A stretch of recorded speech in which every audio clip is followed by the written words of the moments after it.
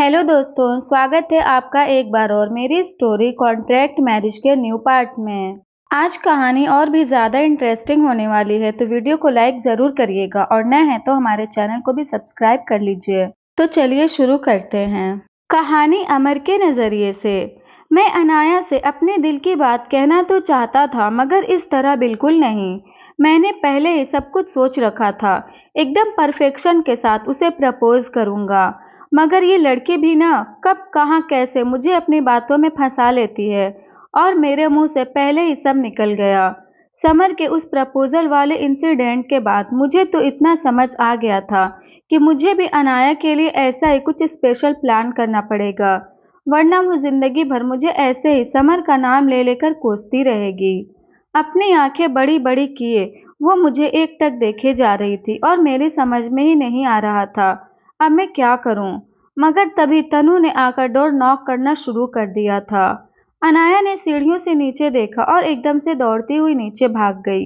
मैंने भी finally bed से नीचे कदम रखे और अलसाए कदमों से नीचे की तरफ बढ़ गया। न जाने कौन आ गया था इतनी सुबह सुबह।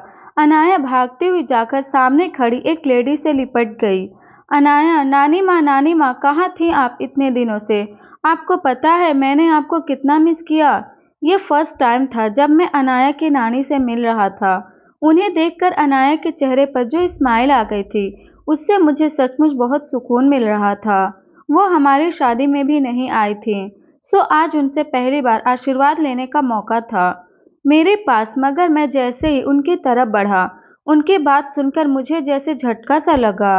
नानी, अब मैं आ गई हूँ ना, अब सब ठीक हो जाएगा। अब मैं तुम्हें यहाँ एक मिनट भी नहीं रहने दूंगी। हम इसी वक्त राजकोट के लिए निकल रहे हैं। आप ऐसे क्यों कह रही हैं? ये घर भी अनाया का ही है। मेरी आवाज़ सुनते ही उनका ध्यान अनाया पर से हटकर मेरी तरफ चला गया। अब पहली बार मैंने उन्हें ज़रा गौर से देखा। उनकी उम्र कम से कम 70 की रही होगी, मगर कद काठी और फिटनेस ऐसी थी कि जवान औरतें भी शर्मा जाएं।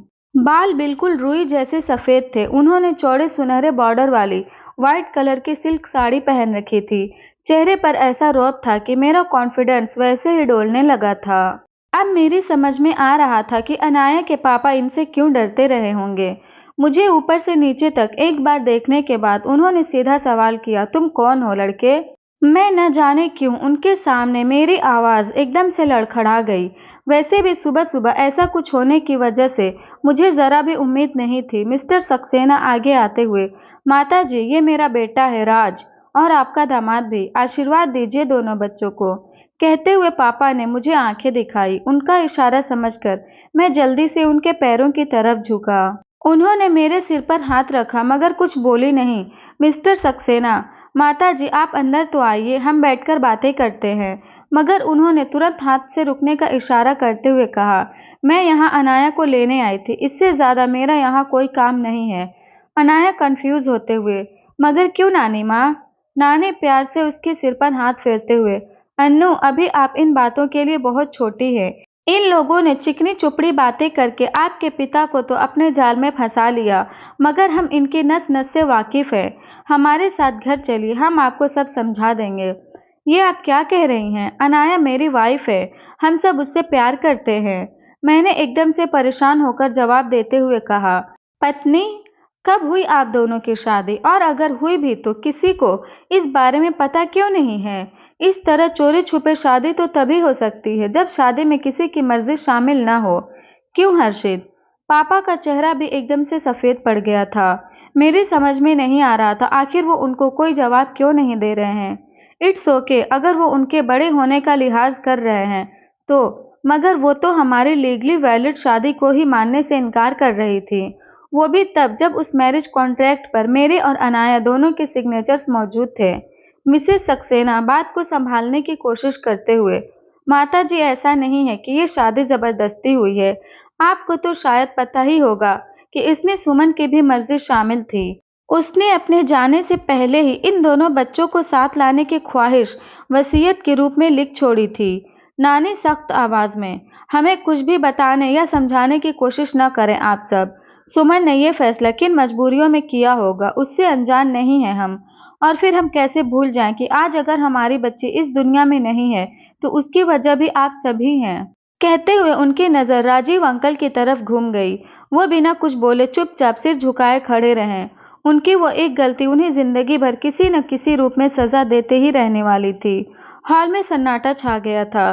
किसी से कुछ बोलते नहीं बन रहा था। अनाया, नानी माँ, इन सब में राजीव अंकल की कोई गलती नहीं थी। नानी गुस्से में सबको घूरते हुए, ओह, तो अनाया के दिमाग में गलत सलत भरना शुरू भी कर दिया आप सबने। अनाया परेशान होते हुए, नानी माँ, आप सच में इन्हें बहुत गलत समझ रहे हैं। यहाँ सब लोग बहुत अच्छे हैं, मेरा बहुत ख्याल भी रखते हैं। नानी अनाया की तरफ मुड़ते हुए, हम आपसे सिर्फ एक सवाल करेंगे अनु, क्या उसका जवाब आप हमें सच सच देंगे? अनाया, जी नानी माँ। नानी, क्या ये शादी आपकी मर्जी से हुई थी? सच सच जवाब दीजिएगा। अनाया ने एक नज़र मुझ पर डाली और फिर नमे सिर हिलाते हुए सिर झुका लिया। नानी, मिल गया आप सबको जवाब। हमें पहले से ही अंदाजा था ऐसा ही कुछ हुआ होगा। अब हम यहाँ और नहीं रुकेंगे। अनाया नानी का हाथ पकड़कर खींचते हुए, मगर नानी माँ, यहाँ सब मुझसे बहुत प्यार करते हैं। आप क्यों मुझे यहाँ से ले जाना चाहती हैं? नानी प्यार से अनाया के सिर पर हाथ फेरते हुए, क्या आपको हमारे प्यार पर कोई शक है? हमें भी एक मौका दीजिए आपके गम बांटने का। हम पिछले 2 महीनों से इंडिया से बाहर थे। आपके पिता के गुजर जाने की खबर हमें बस 4 दिन पहले ही मिली। जैसे ही हमें ये बात पता चली, हम फौरन अपना सारा काम छोड़कर आपके पास आ गए। मगर शायद अब आपको अपनी नानी माँ से ज्यादा भरोसा इन लोगों पर है, इसलिए आज आप हमारे साथ अपने घर चलने से भी इनकार कर रही हैं। अनाया नानी के सीने में अपना सिर छुपाते हुए, नहीं नानी माँ, मैं आपके साथ चलूंगी। आप प्लीज ऐसा मत कहिए। उन दोनों के बीच बोलने की मेरी हिम्मत नहीं हो रही थी, मगर जब अनाया ने उनके साथ जाने के लिए हाँ कह दिया तो मेरे सब्र का बांध टूट गया। जैसे उनके तेवर थे उससे साफ जाहिर हो रहा था कि वो अनाया को दोबारा यहाँ कभी नहीं आने देने वाली थी। मैं अनाया को यहाँ से कहीं नहीं जाने दूंगा। आखिर में खुद को रोकते रोकते भी मेरे मुंह से निकल गया। नानी एक तिरछी मुस्कान देते हुए, आप रोकेंगे हमें?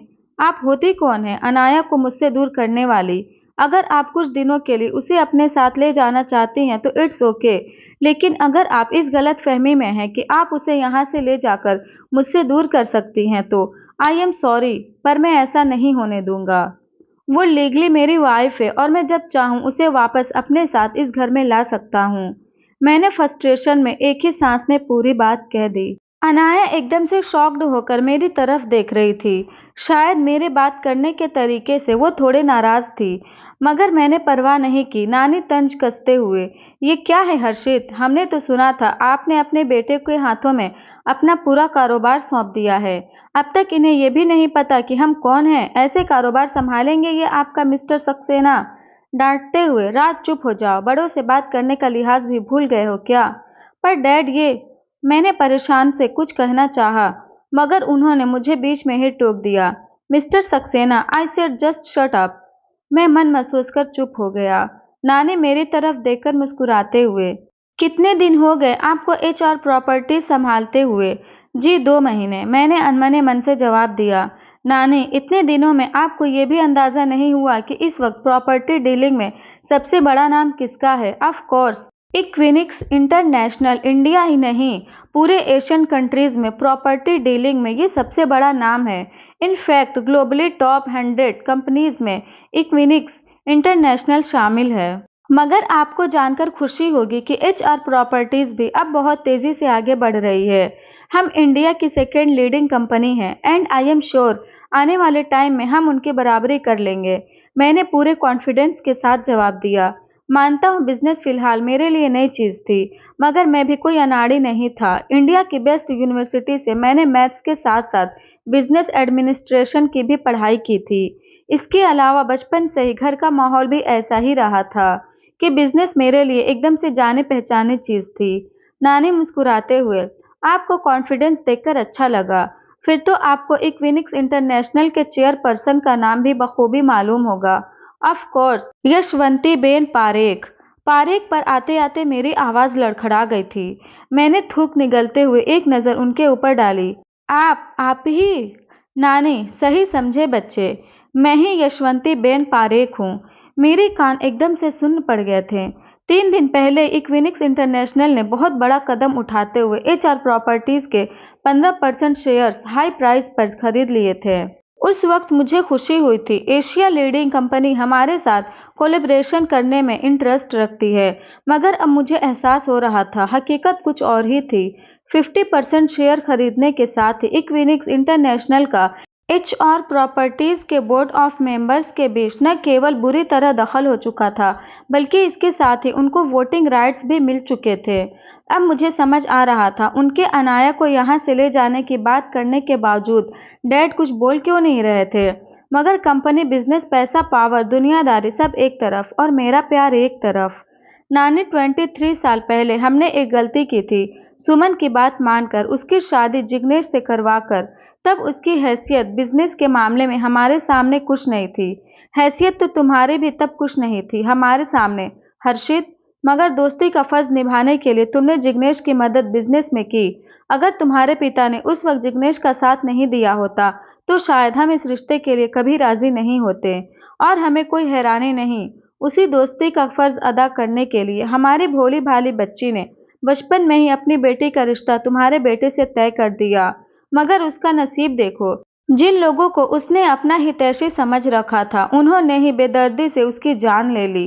कहते हुए उनकी आवाज में कड़वाहट घुल गई थी। राजीव अंकल ने एक बार भी अपनी नजरें ऊपर नहीं उठाई। उनकी हालत में अच्छे से समझ सकता था। नानी, अन्नू को भविष्य में कभी ऐसे किसी हालत का सामना न करना पड़े, इसलिए हमने अपनी आधी से ज्यादा प्रॉपर्टी अन्नू के नाम पहले ही कर दी थी। हम अगर चाहते तो एचआर प्रॉपर्टीज में 51% हिस्सेदारी भी खरीद सकते थे, मगर हमने फिलहाल बस एक चेतावनी आपको दी है। इस बार हमारी बच्ची अपने बराबर की हैसियत वाले खानदान में जाएगी। हम यूं ही किसी के साथ उसकी जिंदगी बर्बाद नहीं होने दे सकते। रही बात आपके मैरिज कॉन्ट्रैक्ट की, तो उसका जवाब देने के लिए इंडिया के बेस्ट लॉयर्स हमारे साथ हैं। सुमन के गुनहगारों को हम बेशक वो सजा नहीं दिला पाए जो हम चाहते थे, मगर इस बार अपनी दूसरी बच्ची को हम किसी गलती की सजा नहीं भुगतने देंगे। कहते हुए अनाया का हाथ पकड़कर वो उठ खड़ी हुई। नानी, चलो अन्नू, हम इसी वक्त अपने घर जाएंगे। मिसेस सक्सेना, माता जी, आप हमें गलत समझ रही हैं। प्लीज अनाया को यहीं रहने दीजिए। नानी, बस, हमने जो कहना था कह दिया। इससे आगे हमें न कुछ कहना है और न कुछ सुनना है। अनाया, नानी, आप सच में मुझे ले जाएंगी? नानी मुस्कुराते हुए, हाँ अन्नू, आपको अब किसी चीज की फिक्र करने की जरूरत नहीं है। अनाया ने आंखों में आंसू लिए एक बार मेरी तरफ देखा और मैं एकदम से तड़प कर रह गया। मेरा दिमाग जैसे एकदम से शून्य पड़ गया था। मेरी समझ में ही नहीं आ रहा था कैसे रोकूं उनको अनाया को ले जाने से। अनाया मेरी वाइफ है, शादी की है मैंने उससे। आप उसे मुझसे दूर नहीं कर सकती। मैंने तेजी से आगे बढ़कर उनका रास्ता रोकने की कोशिश करते हुए कहा, मगर शायद उनको पहले से इस बात का अंदाजा रहा होगा। जैसे ही मैंने अनाया का हाथ पकड़ना चाहा, न जाने कहां से तकरीबन 10 सिक्योरिटी गार्ड्स एकदम से आकर मेरे और उसके बीच खड़े हो गए। मैं एकदम से शॉक्ड हो गया। वो इतनी तैयारी के साथ आई होंगी, इसका मुझे जरा भी अंदाजा नहीं था। ऑफ कोर्स मैं कोई साउथ इंडियन मूवी का हीरो तो था नहीं कि एक बार में 10-10 पहलवान जैसे आदमी को धूल चटाकर अपनी बीवी के पास पहुंच जाता और उसे वापस पूरे हक के साथ अपने घर ले आता। हाँ, शुरुआती जोश में मैंने थोड़ा ट्राई जरूर किया था, मगर जब सबके सब एक साथ किसी स्टैचू की तरह मुझे घेरकर खामोश से खड़े हो गए, तो मैंने सरेंडर कर दिया। अब तक मॉम, डैड और तनु आकर मेरे पास खड़े हो गए थे। सबकी आंखों में आंसू थे। मैं वहीं खड़ा बेबसी से अनाया को गाड़ी में बैठकर जाते देखता रह गया। सबने मुझे हौसला रखने को कहा, मगर मैं एकदम से ब्लैंक फील कर रहा था, जैसे मेरी जिंदगी के एक हिस्से को मुझसे अलग कर दिया गया हो। क्या अनाया अमर को फिर से मिलेगी? ये जानने के लिए बने रहिएगा मेरे साथ। और स्टोरी अच्छी लगी तो वीडियो को लाइक कर लें और नए हैं तो हमारे चैनल को भी सब्सक्राइब करें।